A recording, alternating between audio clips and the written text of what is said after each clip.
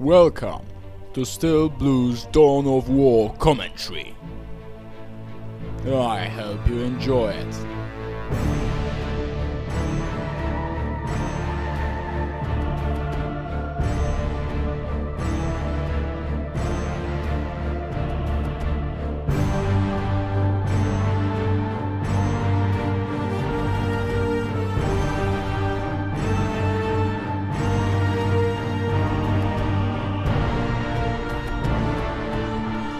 Ladies and gentlemen, this is Still Blue and I am delivering this great game to you.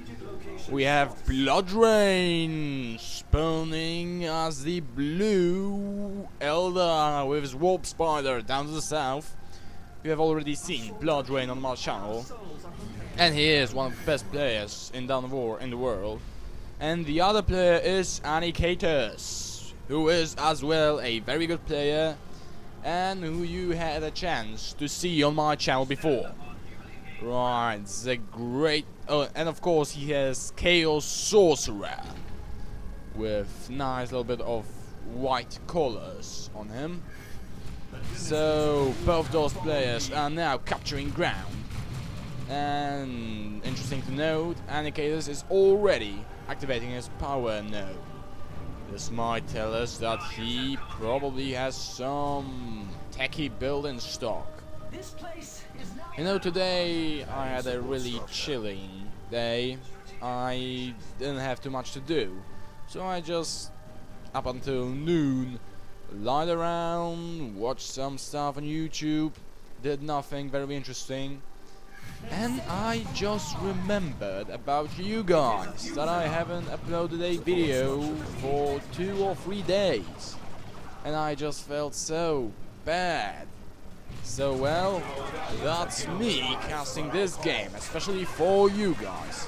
Of course, big shout out to all those who subscribed, and I would really love to see you subscribing if you are watching this video and haven't yet. And well, let's see what's happening. Those banshees are engaging this Chaos Sorcerer, and they might have a chance to bring him down if he's not fast enough.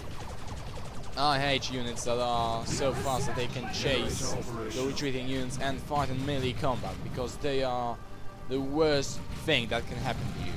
One generator up for Bloodra1N, but being destroyed by Aniketos as heretics. Very painful there, but now it seems that Bloodra1N is going to hold all 3 victory points, although this push is going to drive him back and allow those Chaos Space Marines to capture the rightmost victory point. Now 2 generators warping here for Aniketos, and some Chaos Space Marines moving down to the south to engage those Elder Guardians. No, they will retreat. Heretics are falling back, and we're gonna get a shuriken cannon on the field. I'm not sure if that's a good choice there for Bloodra1N, because Chaos Sorcerer has the ability to teleport after he is upgraded with some sort of bizarre equipment I'm not familiar with. And yeah, so entrenching a position and holding there is not really the best option for you. But still, a shuriken cannon is on the field, and the Eldars will push towards the rightmost victory point, hoping to seize it. Now, Bloodra1N is on 2 generators, while Aniketos is already on 3. So, I don't know, he might go for a fast tech, and I suppose he might try and speed to tier 2. Or he might get some more tier 1 units. Havoc wouldn't be a good idea, I think. I don't know, we shall see. Now, Chaos Forces are flanking the Elder, and the Shuriken Cannon was placed perfectly, but this didn't happen soon enough. Now Mark of Siege is on those Chaos Forces. Is it? Yes, it is. So they will deal massive amounts of damage. Look at those banshees getting decimated, absolutely decimated by attacks of those Chaos Space Marines. They will be able to escape though, and so will the rest of Eldar forces, but they have been severely damaged. No squads lost yet, but still, huge blow for Bloodra1N. He will have to resupply those squads, and well, he will surely lose some ground. Still holding 2 of the victory points, while his enemy has nothing. But he is looking to take the central victory point. Now a counterattack coming out from Bloodra1N. And those heretics are gonna get decimated if they don't pull back, and they do. The enemy has 300 points remaining. Eldar forces still moving onward, looking to chase away those Chaos Space Marines. But the requisition point was seized. Remember, requisition points mature over time, so the longer you hold them, the greater benefits you get from them. Now those Chaos Space Marines are gonna do the good thing and get in the building before they get destroyed by those Banshees, and now they will be able to bring the herd. This Warp Spider doesn't have too much chance in melee combat against those Chaos Space Marines.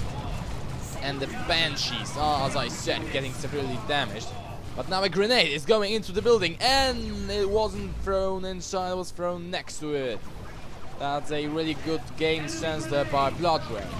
He knew that his enemy would notice the grenade and would take the units out of the building. So he threw it outside to deal the damage when they come out. It didn't work, but I can really see the benefits of just how well he knows other players and how well he knows the game itself. A very good player, Bloodra1N. Now, still no squads lost, but both players are advancing to tier 2. I'm a bit surprised that Bloodra1N is actually not too far behind Aniketos. I thought Aniketos was doing better with energy. And well, let's see. Still no levels on those heroes. Now the Eldar forces are moving to the central victory point. Aniketos looks like he is in a dire state. Still, the point count favoring the Eldar player. Chaos Heretics have been upgraded with the champion, and both of those Chaos Space Marines have Siege Mark now, making them that much more powerful in ranged combat. Chaos Sorcerer teleporting around, he managed to pull back from this strange attack. Now Eldar forces are holding their position. Good thing not to get greedy, and if you're already holding most of the points and you have a good entrenched position, it's not always the best idea to go for the last one. It might stand at the hands of the enemy, and you just don't really always have to capture it. Now an Exarch has joined the Banshee squad, making them really annoying for the enemy to deal with. They will be moving really swiftly, stop those Chaos Space Marines from destroying those power generators and seizing this victory point. They managed to uncap it, but a Blood Crusher is on the field. How have I missed it? And of course a Bright Lance is on the field instantly in order to stop Blood Crusher. Those Chaos Space Marines getting decimated by both Banshees and the fire from those Guardians. Mind you, Guardians aren't very strong, but if used properly, they will deal loads and loads of damage if they are in correct numbers. And now a Rod of Warp Fire was upgraded for the Chaos Sorcerer. This will allow him to do what you have seen just a second ago, which might deal a lot of damage. And I'm saying this as a Imperial Guard player who has not too durable squads, and this goes for Eldar as well. They don't have too many hit points, and they really might get hurt with those kinds of abilities. Now the Chaos Sorcerer is capturing the central victory point, and the rightmost victory point has fallen to the Eldar, but a squad of Bloodletters is going to get on the field, and here they are. This might be tough for Bloodra1N to deal with. Support structure complete. Blood Crusher is roaming the battlefield freely, and I'm wondering what is Bloodra1N stocking these resources for. He has loads of energy and not so much acquisition, but I'm sure that he will have some interesting and diabolical use for them. Well, Eldar still are trying to hold their ground, and this is the best they can do at the moment. Having the territorial advantage, they really need to hold to what they have already and not waste time and energy with charging in at the end. And the Autark is on the battlefield with her grenades. She will do massive damage to this infantry. But a Zinch ritual is being used right now, cloaking those units nearby. And looks like Chaos is actually looking to capture the central victory point. Good play there by Aniketos.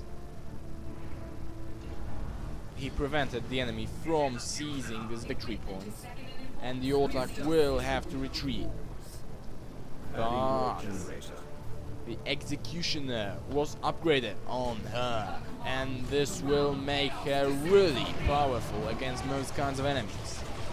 A great melee weapon. Chaos holding the central victory point right now.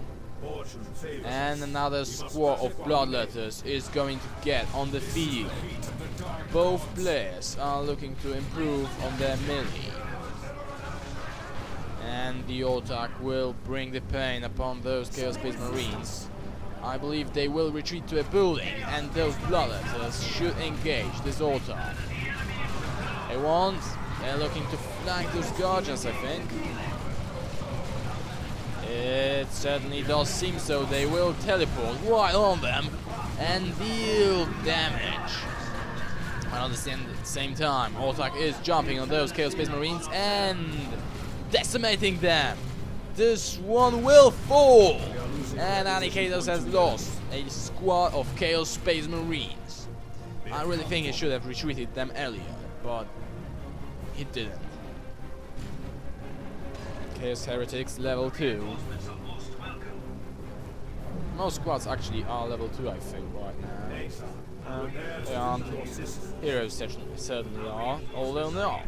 Warp Spider is still level 1, and I'm quite convinced that at this point Aniketos is looking a bit stronger, although still point count favors the Bloodra1N. Well, his army looks scary, and although he just lost a squad,